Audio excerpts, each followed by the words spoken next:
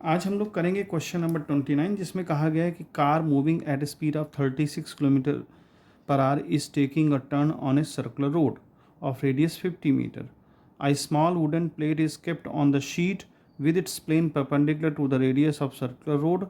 A small block of mass 100 gram is kept on a seat which rests against the plate. The friction coefficient between the block and plate is 0.58. Find the normal contact force exerted by the plate on the block.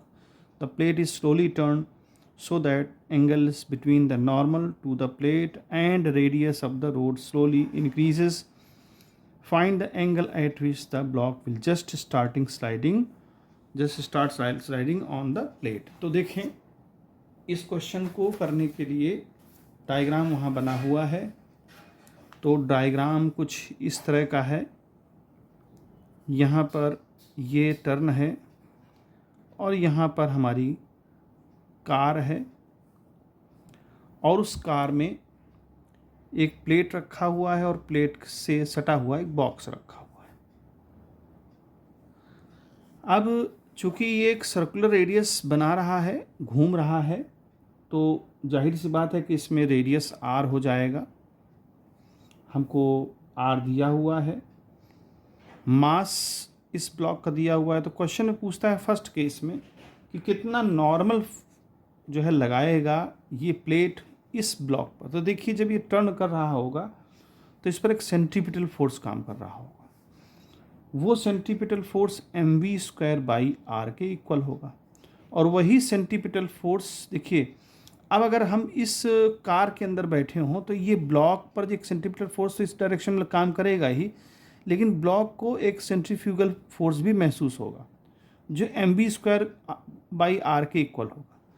अब चूंकि block इससे सटा हुआ है तो इस पर एक नॉर्मल फोर्स भी काम कर रहा होगा ब्लॉक पर प्लेट की वजह से, और उस नॉर्मल फोर्स को n कह सकते हैं.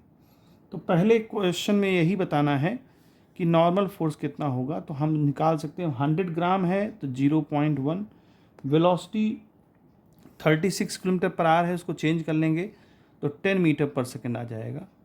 और चूँकि स्क्वायर है तो 10 × 10 कर दिया. रेडियस हमको दे रखी है 50 मीटर, 50 मीटर का रेडियस है ये. तो यहाँ से कैंसल आउट करेंगे तो ये 0 एक यहाँ बढ़ जाएगा, 1/5 आ जाएगा और 1/5 को हम लिख सकते हैं 0.2 न्यूटन. ये पहला केस है. अब दूसरे केस में ये कहता है कि ये जो प्लेट रखी हुई है इसको ऐसे समझें कि देखिए ये रेडियस वाला पाथ है हमारा, है ना, जो जिस टर्न पे घूमना है. अब प्लेट को हमको घुमाना है. तो मान लीजिए प्लेट को हम थोड़ा सा ऐसे घुमा दिए. जब प्लेट को हम ऐसे घुमा देंगे तो जो बॉक्स है, जो इस पर टुकड़ा लगा हुआ है, उस टुकड़े का नॉर्मल फोर्स हमारा बदल जाएगा. चूँकि प्लेट डायरेक्शन, भाई प्लेट पहले ऐसे थी अब ऐसे हो गई, तो अब ऐसे हो गई तो उसका नॉर्मल फोर्स इस डायरेक्शन में आएगा. सूडो फोर्स जो महसूस कर रहा होगा वो इस डायरेक्शन में काम करेगा.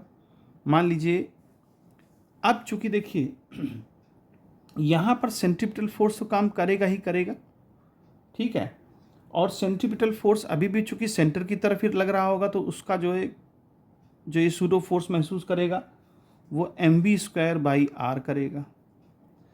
अब ये मान लीजिए थीटा एंगल पर ये झुका हुआ है तो ये भी थीटा होगा. तो इस mv²/r जो है नॉर्मल फोर्स, जो ये सूडो फोर्स हमको मिला, उसका कॉस कंपोनेंट हमारे नॉर्मल फोर्स को बैलेंस करेगा. तो ये जो मैं सूडो फोर्स पहले बोल गया वो यही सूडो फोर्स है जो नॉर्मल को बैलेंस करेगा. अब रह गई बात हमारा जो साइन कंपोनेंट है, वो साइन कंपोनेंट कुछ इस डायरेक्शन में आएगा, mv²/r साइन थीटा. अब इसको कौन बैलेंस करेगा? तो इसको बैलेंस करेगा फ्रिक्शन फोर्स, जो कि इस ब्लॉक और प्लेट के बीच में काम कर रहा होगा. यही फ्रिक्शन फोर्स को कह रहा है कि कितना एंगल आ जाए, एक प्रकार से लिमिटिंग एंगल कितना आ जाए कि ये खिसकने की उसमें आ जाए, मतलब खिसकने ही वाला हो, स्लाइड करने वाला हो या स्लाइड करना स्टार्ट कर दे. तो वो फ्रिक्शन फोर्स mv²/r के इक्वल होगा. देखिए तो F इज इक्वल टू क्या आ जाएगा, mv²/r साइन थीटा. अब एफ फ्रिक्शन फोर्स है तो उसको म्यू इंटू नॉर्मल फोर्स लिख सकते हैं, M B square by are sine theta.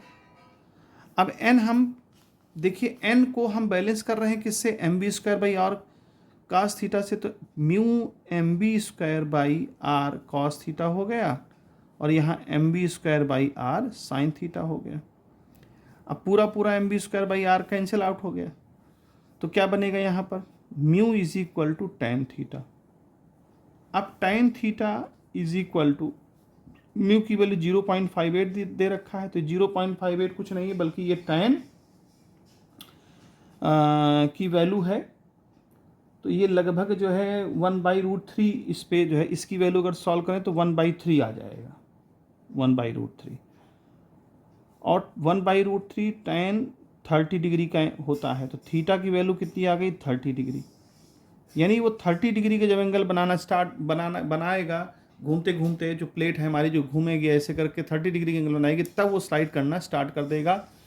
या यूँ कहें कि बस वहीं तक इसकी लिमिटिंग है। तो इस तरह का क्वेश्चन ये था, तो उसने एंगल पूछा था सेकंड केस में, तो उम्मीद है आपको समझ में आया होगा।